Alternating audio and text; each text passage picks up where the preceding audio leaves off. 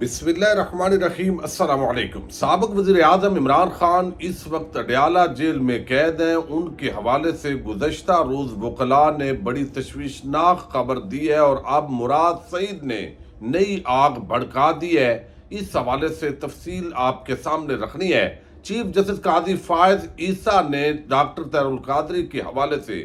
جس طرح کی بات کی ہے ان کو الٹی پڑ گئی ہے، اور اب کس طریقے سے ایک نئی بحث چل پڑی ہے اس پر بھی بات کریں گے۔ اور نواز شریف کی محبوبہ کے اس وقت بڑے تذکرے ہو رہے ہیں۔ سینئر صحافی نے کس طرح آل شریف کے ایوانوں کے اندر ایک زلزلہ بپا کیا ہے، تفصیلات آپ کے سامنے رکھوں گا۔ امید ہے آپ سماعت کریں گے اور اپنے قیمتی فیڈ بیک سے ضرور آگاہ کریں گے۔ اسد اللہ خان جو سینئر صحافی ہیں 92 نیوز پر وہ اپنا پروگرام کرتے تھے، لیکن انہوں نے پچھلے دنوں کچھ شریف خاندان کے حوالے سے ایسے انکشافات کیے کہ اس کے بعد جو ان کا چینل تھا پچھلے تقریباً 8-9 سال سے وہ وہاں مسلسل پروگرام کر رہے تھے، تو چینل بھی ان کا بوجھ نہیں اٹھا سکا اور ان کو وہاں سے فارغ کر دیا گیا۔ لیکن وہ بڑے بھلے مانس آدمی ہیں، انہوں نے کوئی چینل کا گلہ تو نہیں کیا، لیکن جو بڑے ایک اچھے اخلاقی طریقہ کے اندر انہوں نے جو ہے وہ لوگوں کو بتایا ہے کہ یہ کتنا پریشر ڈالا گیا ہے۔ اب ایک قسطین جو ہے وہ انہوں نے ریلیز کیا ہے جس کے اندر بتایا ہے کہ نواز شریف جو ہے ان کے مبینہ طور پر جو ایک بھارتی وفد کے ساتھ ایک خاتون آئی تھی، اور وفد تو واپس انڈیا چلا گیا تھا، لیکن پھر وہ یہاں مری لاہور کے اندر قیام پذیر رہی، پھر وہ لندن شفٹ ہو گئی۔ میاں صاحب کی لندن کے اندر بھی کوئی آنیاں جانیاں ہیں، اور ایک لڑکا وہاں پہ آتا ہے اور اکیلے میاں صاحب اس کے ساتھ جاتے ہیں۔ تو یہ ساری چیزیں انہوں نے ان دو جو حصے ہیں ان ویڈیوز کے اندر انہوں نے بتائی تھی، لیکن اب پارٹ 3 انہوں نے رات کو ریلیز کیا ہے جس حوالے سے کچھ عام انکشافات کیے ہیں، اور یہ بات ہے بھی انتہائی اہمیت کی عمل جو انہوں نے بیان کیا ہے کہ اگر تو کسی کا ذاتی معاملہ ہو تو اس سے ہمیں دلچسپی لینے کی ضرورت نہیں ہوتی، لیکن جب کسی حکمران کی ذاتی زندگی ملکی مفاد کے ساتھ مل جائے تو یقینی طور پر وہ سیکیورٹی رسک قرار پاتی ہے، اور اس پر بات کرنا پاکستان کے مفاد کے اندر ضروری ہوتا ہے۔ اسد اللہ خان صاحب نے جو بات کی ہے گزشتہ رات، انہوں نے چونکا دیا، اور اس وقت سوشل میڈیا پر وہ کلپ بڑا وائرل ہو رہا ہے، اور انہوں نے بتایا ہے کہ نواز شریف صاحب کی ایک مبینہ جو محبوبہ ہیں وہ ایک مرتبہ جس کا انہوں نے ذکر بھی کیا کہ وہ مری لاہور مختلف جگہوں پر قیام پذیر ہوتی تھی، اور ایک مرتبہ ایسے ہوا کہ ترکی کے جو صدر تھے انہوں نے جانا تھا چائنا، اور کراچی کے اندر 2 گھنٹے کا ان کا قیام تھا۔ تو وزیر اعظم پاکستان نے ظاہر ہے جب ترکی کا پریزیڈنٹ کراچی آ رہا ہو تو اس کا جانا ایک اچھا ہوتا ہے، تعلقات بھی ترکی کے ساتھ پاکستان کے ہمیشہ برادرانہ رہے ہیں۔ تو نواز شریف صاحب جو ہے وہ ایئرپورٹ پر پہنچے اور اچانک جو ہے وہ دعویٰ کرتے ہیں کہ اس خاتون کا فون آیا اور اس نے کہا کہ میں ابھی آپ سے ملنا چاہتی ہوں۔ تو میاں صاحب پھر کراچی نہیں گئے، ایئرپورٹ سے واپس گئے، اس خاتون کو ملے، لیکن وہ جو انہوں نے کہا کہ گورنر صاحب اور باقی جو ڈیلیگیشن ہے وہ ترکی کے جو پریزیڈنٹ ہیں ان کو مل لے۔ یعنی اس خاتون کا اتنا اثر تھا، جسے ایک زمانے کے اندر جنرل رانی کا ذکر ہوتا ہے کہ وہ یحییٰ خان کے زمانے کے اندر وہ کتنا اس کا اثر و رسوخ تھا پاکستان کے ان ایوان اقتدار کے اندر۔ اب اسی طرح کا اثر و رسوخ جو ہے وہ بتاتے ہیں کہ میاں نواز شریف صاحب جو ہے وہ بھی انہوں نے ترکی کے صدر صاحب سے ملاقات نہیں کی۔ صدر صاحب پاکستان کے اندر کراچی میں آئے لیکن ملے نہیں ہیں، اور وہ جو مبینہ محبوبہ تھی اس کی ایک کال پر میاں صاحب ڈھیر ہو گئے۔ اب ان کو شاید اس محبوبہ کو یہ ٹاسک ملا ہوا ہو کہ یہ ملاقات نہیں ہونی چاہیے، یا اس کو پتہ ہی نہ ہو، اس حوالے سے کنفرمیشن نہیں ہو سکتی۔ تو ملکی مفادات کے ساتھ کس طرح میاں صاحب کھلواڑ کرتے رہے ہیں، یہ ساری چیزیں جو ہے وہ بڑی عجیب قسم کے سامنے ان کی آتی رہی ہے۔ اور شہباز شریف صاحب جو ہے وہ تو ان کے بڑے اس معاملے کے اندر وہ گل کھلاتے رہے ہیں، لیکن حیرت کی بات یہ ہے کہ وہ آج عمران خان کی جو ذاتی زندگی ہے جس کا تعلق بھی اقتدار کی راہداریوں سے نہیں ہے بلکہ ایک ماضی کے قصے ہیں، ان کو لے کر ایک بھرپور کمپین چلاتے ہیں۔ لیکن یہ جو ایک رومانوی پہلو ہے شہباز شریف کا یا نواز شریف کا،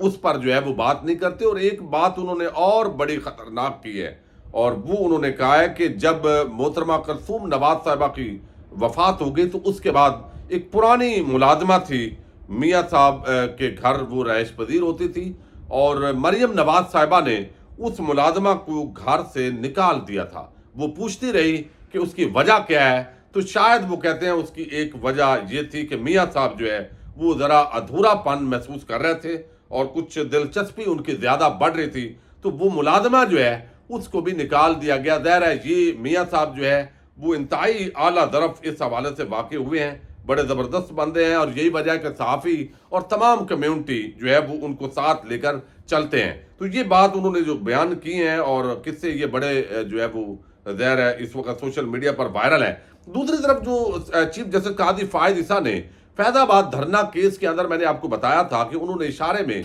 डॉक्टर तैयरुल कादरी साहब पर तनकीद की। उन्होंने कहा कि वो किधर हैं जो कनाडा से जमहूरियत के लिए आए थे, वो आजकल नहीं आ रहे। तो अब इस पैराए के अंदर लोगों ने इस पर बड़ी तनकीद की है और उसकी एक बुनियादी वजह है। वजह यह है कि जो कादरी साहब आए थे वो इंसाफ लेने के लिए आए थे। 14 लोग सानिया मॉडल टाउन के अंदर उनका कत्लेआम हुआ, और फिर लाहौर हाई कोर्ट ने जिस तरीके से उस पर स्टे दिया हुआ है, सुप्रीम कोर्ट ऑफ पाकिस्तान का जो फैसला है वो पांव तले रौंदा गया है। तो अब ये अकरम राय साहब हैं, उन्होंने बड़ा जबरदस्त इस पर तहरीर की है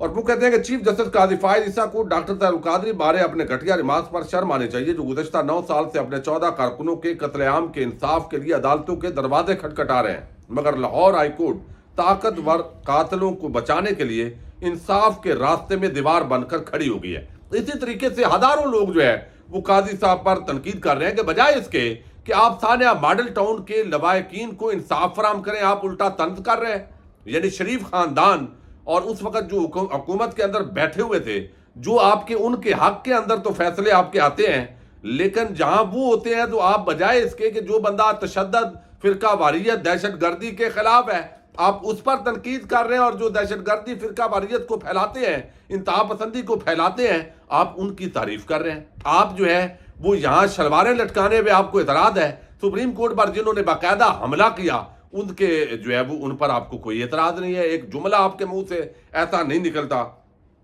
तो उन्होंने बताया कि जिस तरीके से लाहौर हाई कोर्ट ने जो है वो स्टे दिया, सुप्रीम कोर्ट का फैसला था, उसको पांव तले रौंदा गया, और बाकी जो है वो कहते हैं बजाय इसके कि इस पर लोगों को इंसाफ दिया जाता, क्योंकि वो कहते हैं ये सारी चीजें क्योंकि ऊपर बयान करदा हवाले नवाज शरीफ के बयानिए को कमजोर करते थे, जबकि कादी साहब के फैसले में दिए गए हवाले नवाज शरीफ के बयानिए को तकवीयत देते थे। अगर इंसाफ का मयार आइन और कानून नहीं, अगर इंसाफ सब के लिए बराबर नहीं, अगर इंसाफ काजी फायद ईसा के जाती पसंद नापसंद पर मुनहसर है, तो तारीख का सबक ये है कि तारीख ऐसे फैसलों को कूड़ेदान में फेंक देती है। तो ये इसी तरीके से हजारों लोग इस पर बहुत तनकीद कर रहे हैं, और काजी साहब को 2 जुमले बड़े भारी पड़े हैं और इसका जवाब भी उनके पास नहीं है, क्योंकि इंसाफ का कत्लेआम हो रहा है, सानिया मॉडल टाउन के लवाकिन रुल रहे हैं, और लाहौर हाई कोर्ट पिछले 3 साल से स्टे दे के बैठी हुई है, चूंकि ताकतवर मुल्जमान है और शायद जजस जो है वो भी उनको बचाने के अंदर लगे हुए हैं। तो काजी फायद ईसा जो लवाकिन है उनको इंसाफ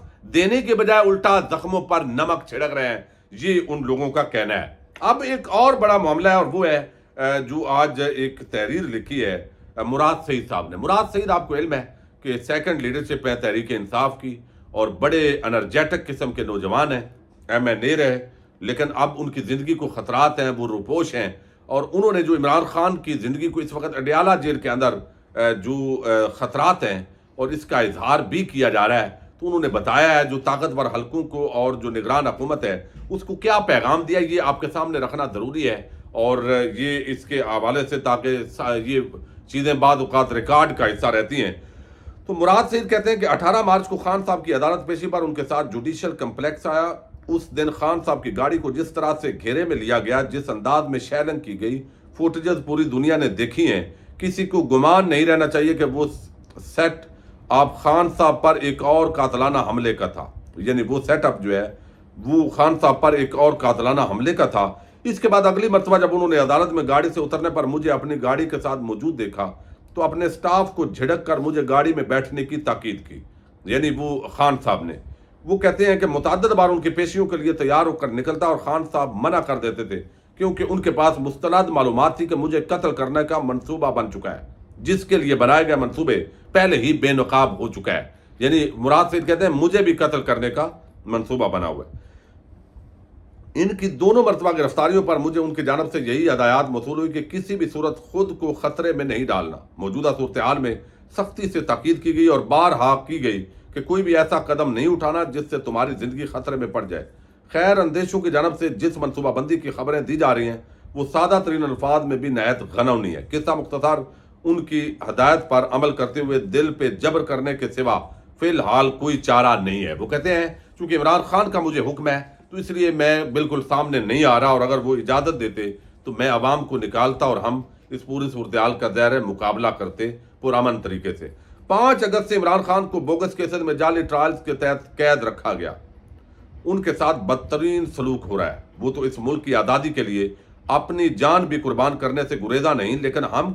کہ جن کو اللہ نے عمران خان کی نسبت سے اتنی عزت دی ہے کہ ہماری آواز پر قوم اس جھنڈے کے نیچے یکجا ہوتی ہے، آج بھی یہ آواز لگانے کے لیے اتنے ہی بے چین ہیں جتنا اس پہلی رات تھے جب تم نے ہمارے منتخب وزیر اعظم کو سازش کر کے نکالا۔ ہم تم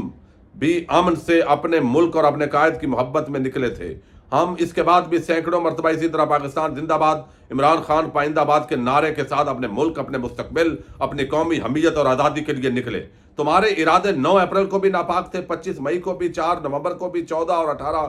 مارچ کو بھی اور 9 مئی کو بھی۔ اگر ایک بار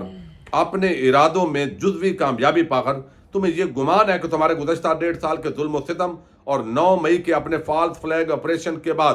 توڑے مظالم نے ہمارے حوصلے توڑ دیے ہیں تو آنکھیں کھولو، آج بھی تمہارے عقوبت خانے ہمارے ایقان کی حدت سے لرزاں ہیں۔ یہ وہ واضح طور کے اندر زہر ہے، طاقتور حلقوں کو پیغام دے رہے ہیں، اور فالس فلیگ آپریشن انہوں نے یہ قرار دیا ہے کہ یعنی یہ جیسے کوئی منصوبہ بندی کے تحت یہ سارا معاملہ کیا گیا تھا۔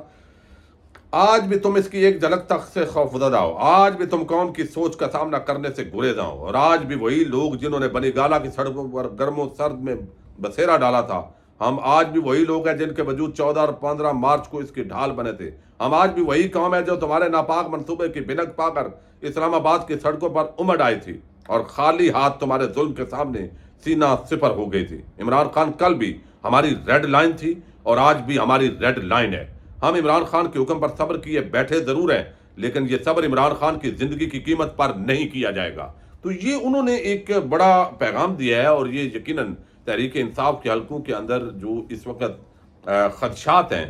اور عمران خان کی زندگی کے جو خطرات ہیں ان کا جو اظہار کیا جا رہا ہے، اور یہ انہوں نے بتایا کہ اگر عمران خان کی زندگی کو کچھ ہوا تو پھر یہ جو ابھی آپ دیکھ رہے ہیں کہ شاید ڈر گئے ہیں، خوف کھا گئے ہیں، تو یہ معاملات نہیں ہوں گے۔ تو ظاہر ہے میرا خیال ہے جو طاقتور حلقے ہیں اور جو سیکیورٹی کی جن کی ذمہ داری ہے وہ یہ ساری چیزیں دیکھ رہے ہوں گے، ان کو اندازہ ہے کہ جو اس طرح کے معاملات ہیں وہ کتنے سنجیدہ ہیں، کتنے حساس ہیں، اور اس کو کس طریقے سے لے جانا ہے۔ لیکن بہرحال جو انتقامی کارروائیاں ہو رہی ہیں یہ کب جا کر ان کا اختتام ہوگا یہ آنے والا وقت ہی بتائے گا۔ اجازت دیجیے گا، اللہ حافظ۔